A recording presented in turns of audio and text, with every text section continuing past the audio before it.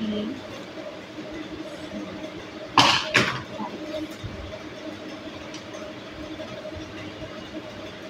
হলো তো?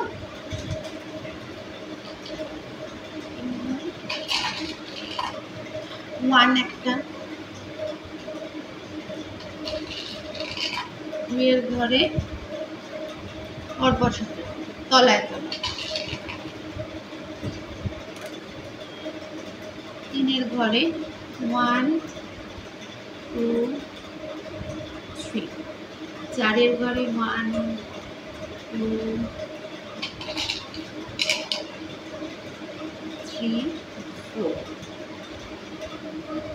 5 এর ঘরে 1 2 3 4 5,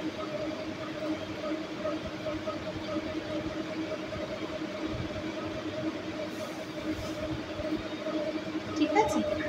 এই বাচ্চা যদি ঠিক ইউনিটের তলায় ঠিক ঠিক কোয়ান্টিটি বসাতে পারে তাহলে বুঝতে হবে যে বাচ্চার মানে অ্যামাউন্ট এবং মানে যে সংখ্যাটা নাম্বার সম্পর্কে বাচ্চা একদম ক্লিয়ার, ঠিক আছে। আর যদি বাচ্চা ঠিকঠাক ঘরে মতো সাজাতে না পারে তাহলে তাকে আবার প্রথম থেকে স্টার্ট করতে হবে। এবার ধরো সাপোজ বাচ্চা 10 অবধি ঢুকে গেল, এবার আমি 1 দিলাম 2 দিলাম না, বা ধরো 3 4 দিলাম 5 দিলাম না, এবার বাচ্চাকে মিসিং নাম্বারগুলো এখান থেকে বসাতে হবে এবং তার সাথে এগুলোকে অ্যাড করতে হবে। বা হয়তো আমি বাচ্চাকে 5 এর যে কাউন্টিংটা হবে সেখানে আমি হয়তো 3টে বিটস দিলাম আর 2টো বিটস দিলাম না, তাহলে বাচ্চাকে আমি বলতে পারি যে আর কটা বিটস নিয়ে আসবো আমি, বা এখানে 5 হতে গেলে আর কটা বিটস নিয়ে আসবো, যা বিটস নিয়ে এসে এখানে অ্যাড করবো।